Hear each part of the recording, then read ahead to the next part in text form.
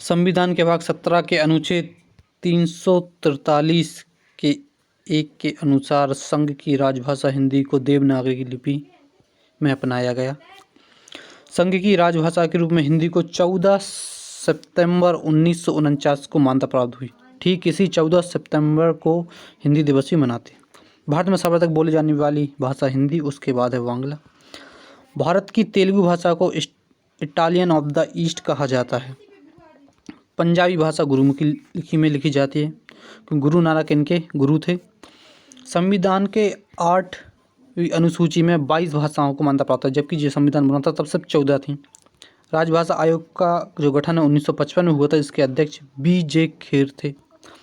हिंदी दिवस 14 सितंबर को मनाया जाता है क्योंकि 14 सितंबर 1949 को अपनाया गया था इसे राजभाषा के रूप में। जबकि मातृभाषा अलग है। मातृभाषा को 21 फरवरी को मनाया जाता है इनका दिवस।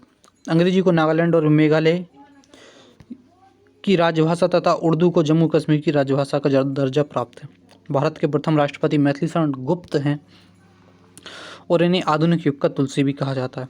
आधुनिक युग की मीरा जो है महादेवी वर्मा को तथा भारतीय आत्मा माखनलाल चतुर्वेदी को माना जाता है। संस्कृत व्याकरण के जनक जो हैं पाणिनि हैं। विश्व का आदि महाकाव्य जो रामायण, जिनके रचयिता वाल्मीकि हैं, और यह रामायण सामान्यतः संस्कृत भाषा में लिखा गया, जबकि रामचरितमानस जो है वो अवधी भाषा में लिखा हुआ है। संसार का सबसे बड़ा महाकाव्य महाभारत है और जिसे वेद व्यास जी ने लिखा हुआ है। हिंदी काव्य का सबसे बड़ा महाकाव्य की बात करें तो पृथ्वीराज रासो है। हिंदी भाषा इंडो यूरोपियन से संबंधित है। कालिदास भारत का शेक्सपियर कहलाता है। सुमित्रा नंदन पंत सुकुमार कवि कहलाते हैं। विश्व की सबसे बड़ी प्राचीन भाषा सुमेरियन है।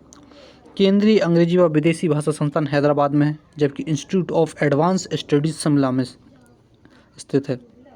भारत में आधुनिक शिक्षा के जन्मदाता चार्ल्स ग्रांट कहे जाते हैं। भारत का आइंस्टीन नागार्जुन को तथा कमल का सिपाही मुंशी प्रेमचंद को कहा जाता है। हिंदी में आशु लिपि के जन्मदाता राधे लाल द्विवेदी हैं। प्रथम हिंदू विधि निर्माता मनु थे। देश का प्रथम विश्वविद्यालय नालंदा विश्वविद्यालय, जिसकी स्थापना गुप्त शासकों कुमार गुप्त प्रथम ने 450 ईस्वी में किया था। विक्रमशिला विश्वविद्यालय की स्थापना पाल वंश शासक धर्मपाल ने 9वीं शताब्दी में की थी। प्रथम हिंदी सम्मेलन भारत में 1975 ईस्वी में नागपुर में हुआ था। विश्व में वेटिकन सिटी में विश्व की सभी भाषाएं मान्य हैं।